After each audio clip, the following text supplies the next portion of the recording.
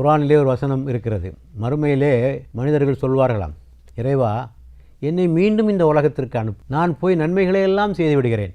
அங்கே நடக்கக்கூடிய தண்டனைகளை தாங்க முடியாமல், வேதனையை தாங்க முடியாமல் மனிதன் சொல்லுவான், நான் இந்த உலகத்துக்கு என்னை கொஞ்சம் அனுப்பி வச்சிங்கன்னா நான் பிறகு நன்மைகள்லாம் நான் செய்வேன், இந்த உலகத்துக்கு என்னை அனுப்பிவை என்று மனிதன் கோருவானான். இறைவன் சொல்வானான், உனக்கு வழங்கப்பட்ட அவகாசம் முடிந்து விட்டது என்று இறைவன் சொல்வான். ஆகவே வாழ்க்கை ஒரே முறைதான். அடுத்த முறையாக மரணம் எப்போது வரும் என்று நமக்கு தெரியாது.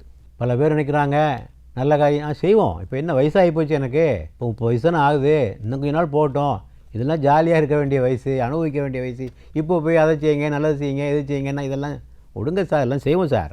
யார் உங்களுக்கு உத்தரவு கொடுத்தது? குர்ஆனிலே ஒரு வசனம் இருக்கிறது. மனிதன் சொல்வானா, இறைவா என்னுடைய வாழ்க்கையின் அவகாசத்தை கொஞ்சம் நீட்டித்து கொடு, அந்த தவணையை கொஞ்சம் நீட்டித்து, நானும் தான தர்மங்கள் செய்து நல்லவர்களில் ஒருவனாக நான் மாறிவிடுவேன் என்று அவன் கூறுவான். இறைவன் பதில் சொல்வான், உனக்கு என்ன விதி நிர்ணயிக்கப்பட்டதோ, அவகாசம் வழங்கப்பட்டதோ அதனை நாம் நீட்டிக்க மாட்டோம். ஆக எந்த சமயத்திலும் இந்த உலகத்தை விட்டு நாம் போய்விடலாம், எந்த கேரண்டியும் நமக்கு ஒன்றும் கிடையாது. அடுத்த நிமிஷத்திற்கு என்ன, அடுத்த வினாடிக்கான கேரண்டி கூட நம்மிடத்திலே கிடையாது. ஆகவே நாம் இந்த உலக வாழ்க்கையை நமக்கு கிடைத்த மிக பெரும் ஒரு பொக்கிஷமாக நாம் கருத வேண்டும்.